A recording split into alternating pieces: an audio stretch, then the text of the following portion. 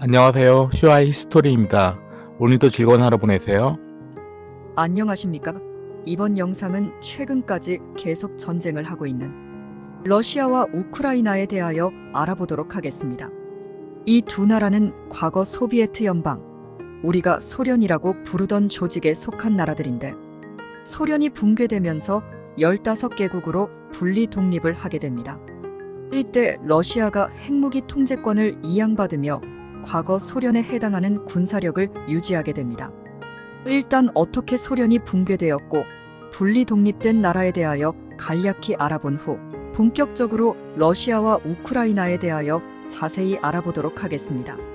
사회주의 국가인 소련은 1985년 미하일 고르바초프가 공산당 서기장이 되며 대외적으로 글라스노스트, 즉 개방을 통해 정치 민주화를 추구하였고 페레스트로이카, 즉 개혁을 내세우며 기업의 이윤 추구를 보장하는 시장 경제 원리를 도입하였습니다. 하지만 공산주의의 계획 경제와 자본주의 시장 경제 체제가 뒤섞이며 혼란이 발생하였고 동유럽에서 소련의 공산주의 위성 국가들에서 사회주의가 종식되고 민주화가 일어나고 있었습니다. 이런 민주화의 물결 속에 소련의 고르바초프가 동유럽 국가들에 대한 불간섭 선언을 발표하고 1991년 8월 소비에트 연방 공산당도 해체됩니다. 1991년 9월부터 발트 3국의 독립을 시작으로 유럽, 중앙아시아의 국가들이 독립을 하게 됩니다. 1991년 12월 25일 고르바초프는 대통령직을 사임하고 소련 지도부를 해체하였으며 소련의 핵무기 정권을 1991년 6월 러시아에서 대통령으로 당선된 급진 개혁파인 보리스 옐친에게 승계하며 12월 26일 독립국가들과 독립국가연합을 인정하며 소련은 역사의 뒤안길로 가게 되었습니다. 소련이 해체되고 독립한 국가들은 아르메니아, 아제르바이젠, 벨라루스, 에스토니아, 조지아, 카자흐스탄, 키르기스스탄, 라트비아, 리투아니아, 몰도바, 러시아, 타지키스탄, 투르크메니스탄, 우크라이나, 우즈베키스탄까지 15개국입니다. 이 중 독립국가연합 CIS에는 현재 러시아, 벨라루스, 아르메니아, 아제르바이젠, 카자흐스탄, 우즈베키스탄, 키르기스스탄, 타지키스탄, 몰도바 9개국이 정회원국이며 투르크메니스탄은 준회원국이며 발트 3국인 리투아니아, 라트비아, 에스토니아는 가입하지 않았으며 조지아와 우크라이나는 탈퇴하였습니다.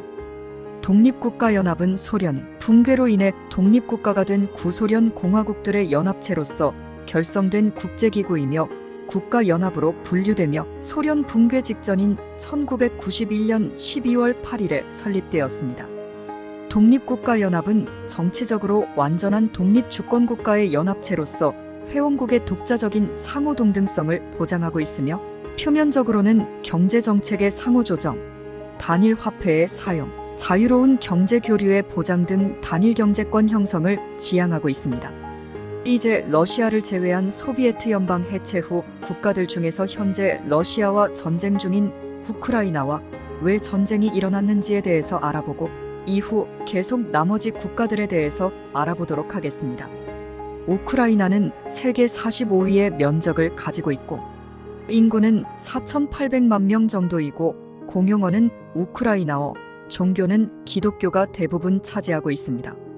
수도는 키이우입니다. 과거 소련의 체르노빌 핵발전소 폭발 참사가 일어났는데 우크라이나 지역에서 일어난 사고였습니다. 넓은 곡창지대를 가지고 있어서 많은 양의 밀을 전 세계에 공급하고 있습니다. 군사력은 세계 22위입니다.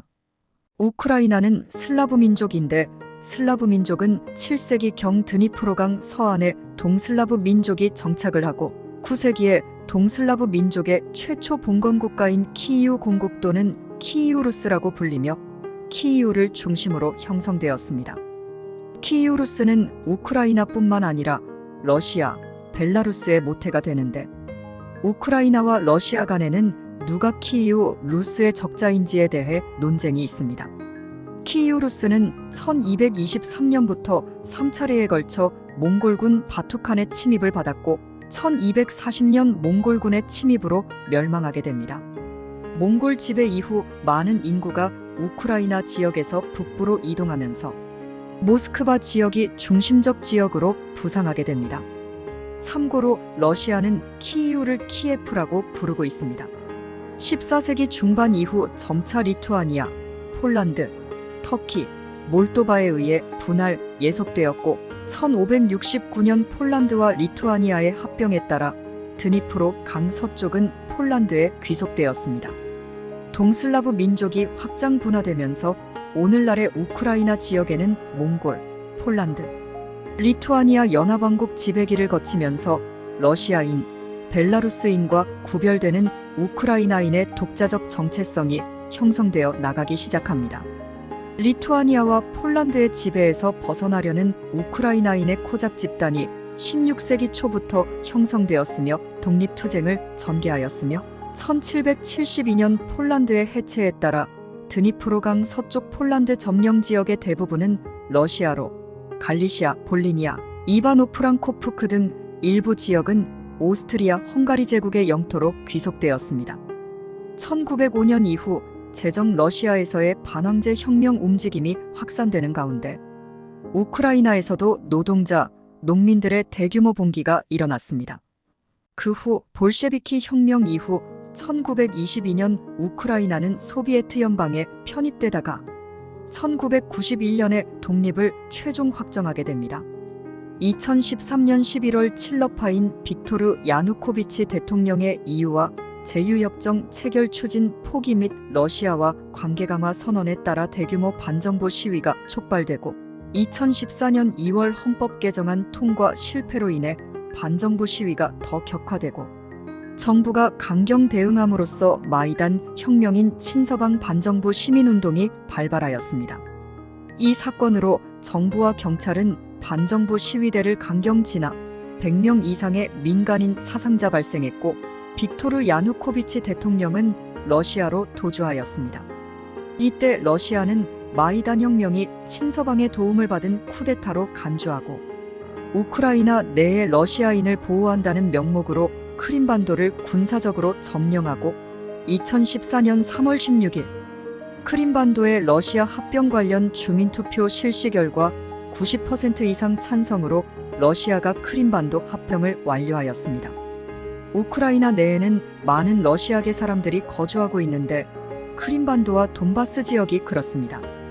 그래서 러시아는 크림반도를 먼저 합병하였고 2014년 4월 친러시아 성향의 우크라이나 동부두게도네츠카주, 루간스카주 분리주의 무장 세력과 정부군 간 교전이 지속되는데 러시아가 칠러 무장 세력에 대한 지원을 계속하였고 돈바스 지역을 칠러 무장 세력이 차지합니다.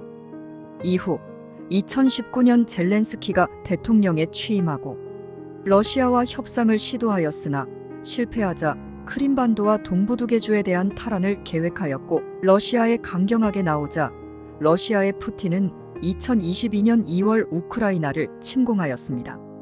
미국을 비롯한 서방의 국가들은 우크라이나에 계속 무기를 지원하며 러시아와 대리전 양상으로 전쟁이 지속되고 있습니다. 미국 대선에서 트럼프가 당선이 된다면 어떤 국면으로 바뀔지 우려가 되기도 합니다. 러시아가 우크라이나를 침공한 배경에 대하여 알아보겠습니다. 역사적인 배경을 보자면 두 국가의 역사적 뿌리가 같고 양국의 깊은 문화와 인적 연결에도 양국은 사이가 좋지 않습니다. 8세기의 키이우 공국도는 키이우 루스의 정통을 누가 계승했는지와 19세기와 20세기 초반 러시아가 우크라이나를 병합한 사건이나 1930년대 농업 집단화의 결과로 발생한 우크라이나 대기근의 참화, 즉 홀로도모르 사건으로 인해 다수 우크라이나인들은 서구 지향과 반러시아 감정이 뚜렷합니다. 그리고 우크라이나는 세계 4대 곡창지대이고 많은 산업시설이 있기 때문에 자원적으로도 포기할 수 없는 지역입니다. 그리고 나토의 동진 정책으로 체코, 폴란드 등 동유럽 국가들이 하나, 둘씩 러시아의 세력에서 벗어나기 위해 나토에 가입하는 시점에서 우크라이나도 나토에 가입하려 하였기 때문에 우크라이나는 러시아로서는 안보에 매우 중요하고 나토 가입을 절대 허락할 수가 없는 상황입니다. 이렇게 러시아는 우크라이나를 전부터 계속 손에 넣고 싶어 했으며 젤렌스키가 러시아에 강경하게 나오자 이때다 하고 우크라이나를 먹기 위해 침공한 것입니다. 푸틴은 표면적으로 러시아와 우크라이나는 역사적으로 같은 나라였고 많은 러시아계가 우크라이나에 거주하고 있는데 서방의 지원을 받아 발럭 쿠데타를 일으켰고 2차 세계대전 때 나치를 도와 많은 유대인을 살해하는데 도움을 준 신나치 세력들이 세력을 잡고 있다는 이유로 우크라이나를 해방시키고 러시아계 주민들을 보호하기 위해 전쟁을 하게 되었다고 하고 있습니다.